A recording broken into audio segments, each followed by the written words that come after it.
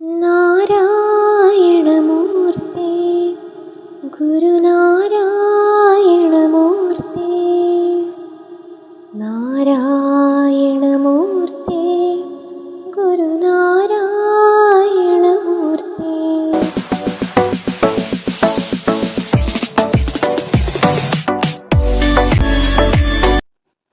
നാരായണമൂർത്തേ ഗുരുനാരായണമൂർത്തേ. ചിങ്ങം 1 തൊട്ട് കന്നി 9 വരെ നിങ്ങൾക്കറിയാം എന്താണ് കന്നി 9 പ്രത്യേകത എന്ന്. ശ്രീനാരായണ ഗുരുദേവന്റെ ഏറ്റവും അടുത്ത ശിഷ്യൻ ശ്രീമദ് ബോധാനന്ദ സ്വാമികളുടെ സമാധി ദിനമാണ് കന്നി 9. അതുകൊണ്ട് തന്നെ ചിങ്ങം 1 തൊട്ട് കന്നി 9 വരെ നീണ്ടു നിൽക്കുന്ന 39 ദിവസങ്ങളിലായി ശ്രീനാരായണ മാസാചരണം എല്ലാ ഗുരുദേവ ക്ഷേത്രങ്ങളിലും ശിവഗിരി മഠത്തിന്റെ കീഴിലുള്ള എല്ലാ ഗുരുദേവ ക്ഷേത്രങ്ങളിലും അഭിമുഖീകരിക്കുന്ന ഏറ്റവും വലിയ പ്രശ്നമാണ് ലഹരി. ലഹരി എന്ന് പറയുന്നത് നമുക്ക് പഴയ കാലത്ത് നമ്മൾ കള്ള് ആയിരുന്നു, പക്ഷെ അതിനുശേഷം ഒത്തിരി മാറ്റങ്ങൾ വന്നു. ഇന്നിപ്പോൾ നമുക്ക് തിരിച്ചറിയാൻ അവരുപയോഗിച്ചിട്ടുണ്ടോ ഇല്ലയോ നമുക്ക് തിരിച്ചറിയാൻ പോലും പറ്റാത്ത രീതിയിലുള്ള ലഹരി വസ്തുക്കളാണ് ഓരോരുത്തരും ഉപയോഗിക്കുന്നത്. സാറ് എക്സൈസ് ഡിപ്പാർട്ട്മെന്റിലെ അസിസ്റ്റന്റ് എക്സൈസ് ഇൻസ്പെക്ടറാണ്, ആലപ്പുഴ ജില്ലയിലെ കാർമൽ സ്വദേശിയാണ്. വളരെ കൃത്യമായിട്ടും വ്യക്തമായിട്ടും ഇതിന്റെ ദൂഷ്യഫലങ്ങളെ കുറിച്ചും അതിൽ നിന്ന് നിങ്ങൾ മാറിനിൽക്കേണ്ട ആവശ്യത്തെ കുറിച്ചും ഒക്കെ സാർ വളരെ വിശദമായിട്ട് ക്ലാസ് എടുക്കും. സാർ ഇവിടെ നമ്മുടെ ക്ഷണം സ്വീകരിച്ച് ഇവിടെ എത്തിയിട്ടുണ്ട്.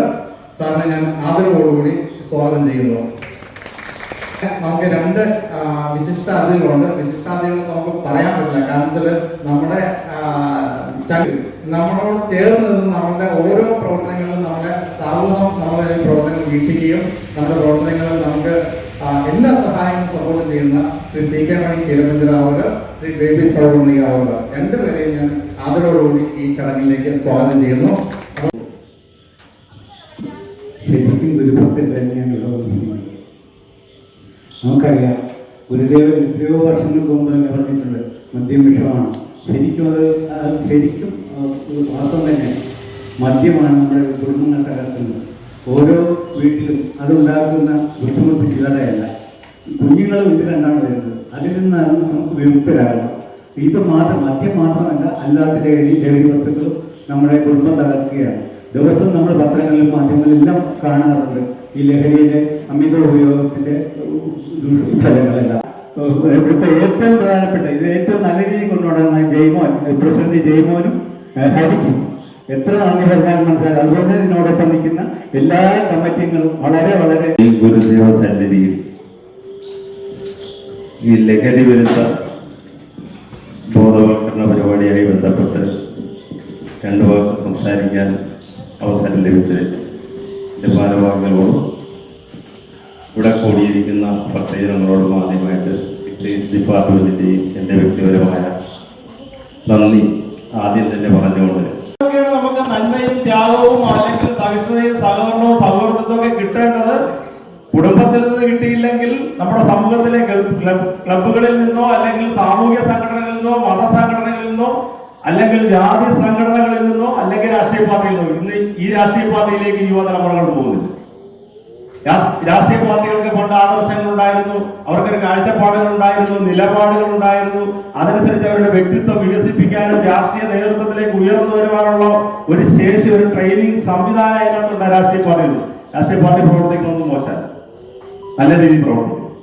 അത് ഏത് പാർട്ടിയായാലും. അതിന് ആ വ്യക്തിത്വ വികസനം ഉണ്ടാകുന്ന സമൂഹത്തിലെ ഓരോ വെളിച്ചത്തെയും നമ്മൾ കണ്ണടച്ചുകൊണ്ടാണ് നമ്മുടെ മക്കൾ മുന്നോട്ട് പോകുന്നത്. അത് കൊടുക്കാൻ നമ്മുടെ കുടുംബത്തിന് കഴിയുന്നുമില്ല. ഇവിടെയൊന്നും കുട്ടികൾ ഇല്ലാതെ പോകുന്നതാണ്. ഈ ഭാഗങ്ങളിലേക്കൊന്നും കുട്ടികളെ കിട്ടുന്നില്ല, നമ്മുടെ യുവതലമുറയെ കിട്ടുന്നില്ല. അവർ വേറെ എവിടെയൊക്കെ തടിപ്പുറത്തോ അല്ലെങ്കിൽ വേറെ എവിടെയെങ്കിലും ബൈക്കിലോ ചീറിപ്പാഞ്ഞോ അങ്ങോട്ടും ഇങ്ങോട്ടും നടക്കുകയോ വേറെ എവിടെയൊക്കെ മൊബൈൽ ഫോണുമായിട്ട് ഏതെങ്കിലും പാർക്കിലോ അവിടെയൊക്കെ കുത്തിയിരുന്ന് തോണ്ടിക്കൊണ്ടിരിക്കുന്ന ഒരു സമൂഹമാണ് ആയിട്ട് അവർ മാറിക്കൊണ്ടിരിക്കുന്നത്. ഒരു 10-15 വർഷം കഴിയുമ്പോൾ അവരാണ് ഈ രാജ്യത്തെ ഈ സമൂഹത്തെ നയിക്കേണ്ടത്. അവരുടെ തലത്തിലേക്കാണ് നമ്മുടെ തലമുറ പോയിക്കൊണ്ടിരിക്കുന്നത്. അതിനാണ് മാറ്റം വരേണ്ടത്. അവിടെയാണ് നമ്മൾ മാറി ചിന്തിക്കേണ്ടത്. ലഹരിയുടെ ഉപയോഗം പഴയ കാലത്ത് പിന്നോട്ട് നമ്മൾ പോയി ചിന്തിക്കുകയാണെങ്കിൽ നമ്മുടെ കേരളത്തിൽ പറയത്തക്ക ലഹരി ഒന്നും ഇല്ലായിരുന്നു. ചായയോ കാപ്പിയോ ഒക്കെ ഉണ്ടായിരുന്നുള്ളൂ. അതിന്നും നമ്മൾ ഉപയോഗിക്കുന്നുണ്ട്. ചായയും കാപ്പിയും ലഹരി തരുന്നതാണോ? ആണോ? ചായയിൽ എന്താ ലഹരി തരുന്നത് അറിയോ? ചായയിലേക്ക് വരുന്നത് 1498 ഇന്ത്യയിലേക്ക് വന്ന വിദേശ സഞ്ചാരികളായിട്ടുള്ള പോർച്ചുഗീസുകാരുടെ പിന്മുറക്കാരാണ് കൊണ്ടുവന്നത്. പോർച്ചുഗീസുകാരുടെ നാവികനായ വാസ്കോ ഡി ഗാമയാണ് ആദ്യം വന്ന വിദേശ കച്ചവടക്കാരനായിട്ട് വന്ന പോർച്ചുഗീസുകാർ. അദ്ദേഹത്തിന്റെ പിൻഗാമികളാണ് പുകയില കൊണ്ടുവന്നതെന്ന് നമ്മൾ ചരിത്രത്തിൽ പഠിച്ചിട്ടുണ്ട്. രാസപദാർത്ഥങ്ങൾ അടങ്ങിയിട്ടുണ്ടെന്ന് ചോദിച്ചാൽ 7000-ൽ പരം രാസപദാർത്ഥങ്ങൾ അടങ്ങിയിട്ടുണ്ട്. അതിൽ 64-ൽ പരം രാസപദാർത്ഥങ്ങൾ ക്യാൻസർ പോലുള്ള മാരക രോഗങ്ങൾ ഉണ്ടാക്കുന്നതാണ്. നിക്കോട്ടിന് മാത്രമേ ലഹരി തരുന്നുള്ളൂ. നിക്കോട്ടിൻ കൂടുതലായിട്ട് ഉപയോഗിച്ചു കഴിഞ്ഞാൽ ഞരമ്പുകൾ ചുരുങ്ങും. ആ ഞരമ്പുകൾ ചുരുങ്ങി ബുർജർ രോഗം എന്ന് പറയാൻ കാരണം ഞരമ്പിലേക്കുള്ള രക്തഓട്ടം എന്ന് പറഞ്ഞാൽ അവിടെ വെച്ച് മുറിച്ച് കളയേണ്ടി വരുന്നത് അപൂർവം മാത്രമേ ഉള്ളൂ. നമുക്ക് നാട്ടിൽ കാണാൻ പറ്റില്ല. അവർ പിറക്കകത്തായിരിക്കും, വീൽ ചെയറിലായിരിക്കും. കേടാണോ? നിങ്ങളാരും അദ്ദേഹത്തിന്റെ കൂട്ടത്തിൽ ഇല്ലല്ലോ. മദ്യമാണോ? പെട്ടെന്ന് ആകും. പക്ഷെ ഈ ഈതയിൽ ആൽക്കഹോൾ കള്ളിനകത്ത് എത്ര ശതമാനം ഉണ്ടെന്ന് അറിയാമോ? 1% ഇല്ല. ചെത്തിയെടുത്ത കള്ളിനകത്ത് 1% ഇല്ല. ഈതയിൽ ആൽക്കഹോൾ ഇല്ല. അതൊരു മിനിറ്റ് നേരം ഇരുന്ന് കഴിഞ്ഞാൽ അതിനകത്ത് സെൽഫ് ജനറേറ്റ് ചെയ്ത് വരും. സ്വയംഭൂതമാകുന്ന ആൽക്കഹോൾ. അങ്ങനെ ഇരുന്ന് കുളിക്കരുത്. പാല് തൈരായി കുളിക്കും പോലെ കുളിച്ച് 24 മണിക്കൂറിൽ അതിൽ 8% വരും. അതിൽ 92% വെള്ളവും മറ്റും ലവണങ്ങളും. ഒരു 8% രീതിയിൽ ആൽക്കഹോൾ കുടിച്ചു കഴിഞ്ഞാൽ പെട്ടെന്ന് ചെയ്യാത്തില്ല. ഇവിടെ അല്ലെങ്കിൽ എക്സ്ട്രാ ന്യൂട്രൽ ആൽക്കഹോൾ അല്ലെങ്കിൽ സ്പിരിറ്റ് എന്ന് പറയും. അത് ഹോമിയോ ആവശ്യത്തിനൊക്കെ ഉപയോഗിക്കുന്നത്. ഇത് കൊണ്ടുവന്ന് ഒരു ഗ്ലാസ് എടുത്ത് അങ്ങ് ഒഴിച്ച് ഒന്ന് കുടിച്ചാൽ 108 ഒഴിച്ചിട്ട് വേണം കുടിക്കാൻ. അതുകൊണ്ടാണ് അദ്ദേഹം പറഞ്ഞത് ശരിയാണെന്ന് ഞാൻ പറയുന്നത്. മദ്യം വിഷമാണ്, യാതൊരു സംശയമില്ല, മനുഷ്യനെ കൊല്ലും. അദ്ദേഹം ലാബിൽ പോയി പരിശോധിച്ചിട്ടൊന്നും അല്ല എന്ന് പറഞ്ഞത്. ആണോ? ഗുരുദേവൻ ലാബിൽ കൊണ്ടുപോയി പരിശോധിച്ചിട്ട് പറഞ്ഞതാണോ മദ്യം വിഷമാണ്? നമുക്ക് ഇന്ന് മനസ്സിലായി ഈതയിൽ ആൽക്കഹോൾ എന്ന് പറയുന്ന സാധനം നമ്മുടെ കരളിനെ ബാധിച്ചിട്ട് അത് കരൾ വീക്കമായിട്ടും മഞ്ഞപ്പിത്തമായിട്ടും പിന്നെ ലിവർ സിറോസിസ് ആയിട്ടും ഒക്കെ മാറി നമ്മുടെ മരണത്തിലേക്ക് കൊണ്ടുപോകും. കരളിന്റെ മാത്രമല്ല ശരീരത്തിലെ എല്ലാ അവയവങ്ങളും അത് പറയാനുള്ള സമയമില്ല. അന്നത്തെ സമൂഹത്തിലുണ്ടായ ദുരിതങ്ങളും കഷ്ടപ്പാടും രോഗവും മരണവും കണ്ടുകൊണ്ടാണ് അദ്ദേഹം സമൂഹത്തോട് പറഞ്ഞത് ഇത് വിഷമാണത്, ഉണ്ടാക്കരുത്, കൊടുക്കരുത്, കുടിക്കരുത് എന്ന് പറഞ്ഞു. അത് ചെയ്യാത്തതിന്റെ നമ്മൾ അനുഭവിച്ചുകൊണ്ടിരിക്കും. പിന്നെ വരുന്ന ലഹരി വസ്തുക്കൾ എന്ന് പറഞ്ഞാൽ മയക്കുമരുന്നുകൾ ഇനത്തിൽപ്പെട്ടതാണ്.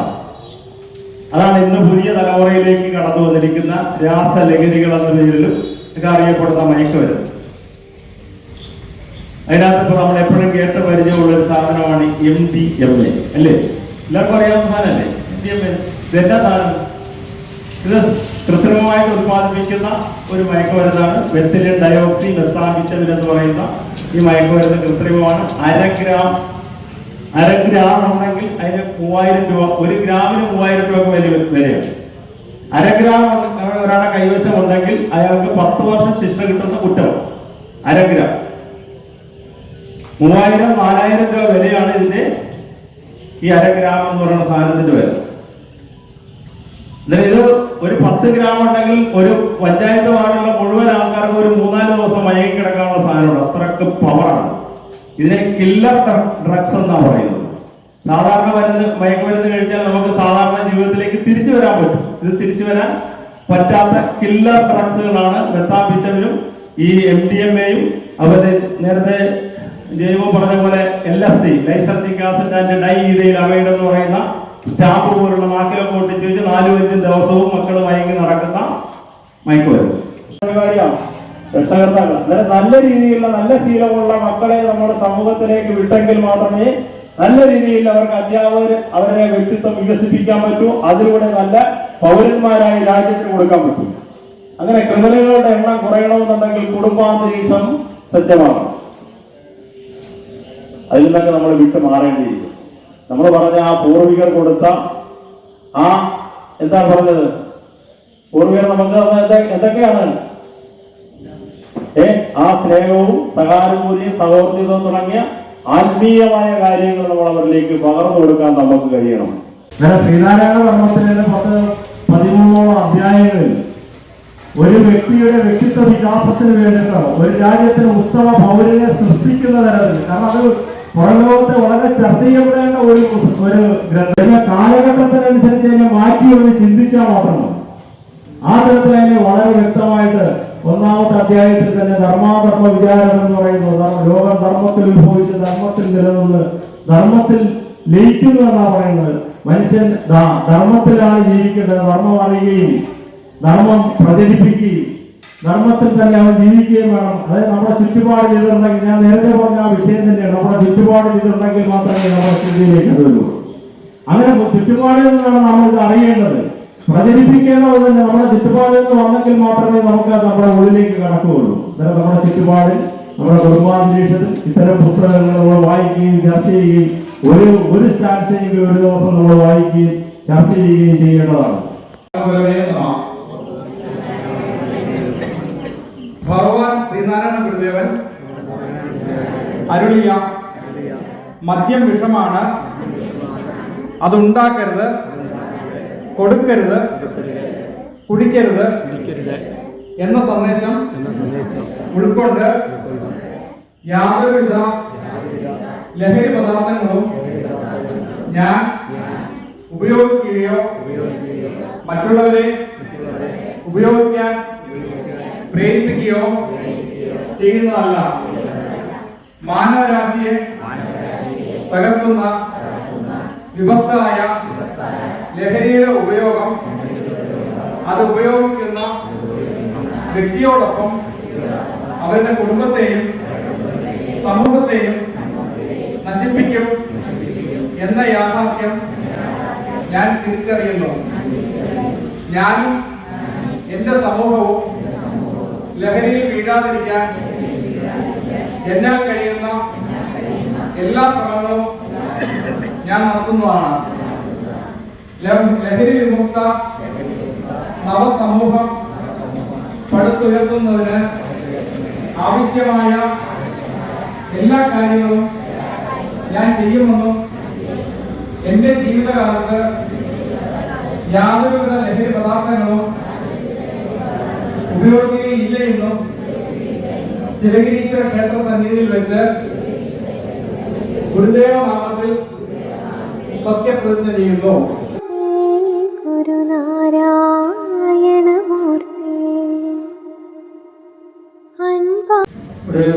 പ്രിയപ്പെട്ട ഭക്തരെ, നമുക്ക് നല്ലൊരു ലഹരിവിരുദ്ധ ആത്മീയതയും ഭൗതികതയും അവതരിപ്പിച്ചുകൊണ്ട് നല്ലൊരു ലഹരിവിരുദ്ധ സന്ദേശം നൽകിയ എല്ലാ കുട്ടികളും നിങ്ങളുടെ ജീവിതത്തിൽ ഒരിക്കലും ഈ ദിവസം മറക്കാൻ പാടില്ല. ഈ സത്യപ്രതിജ്ഞ നിങ്ങൾ മരിക്കുന്നവരെ നിങ്ങളുടെ ജീവിതം അവസാനിക്കുമ്പോൾ നിങ്ങളുടെ മനസ്സിലുണ്ടാകണം. ഒരു കാരണവശാലും സത്യപ്രതിജ്ഞകളോ ലഹരിയോ മദ്യമോ ഉപയോഗിക്കാൻ പാടില്ല എന്ന ദൃഢനിശ്ചയത്തോടെ നാരായണമൂർത്തി ഗുരുനാരായണമൂർത്തി നാരായണമൂർത്തി ഗുരുനാരായണമൂർത്തി.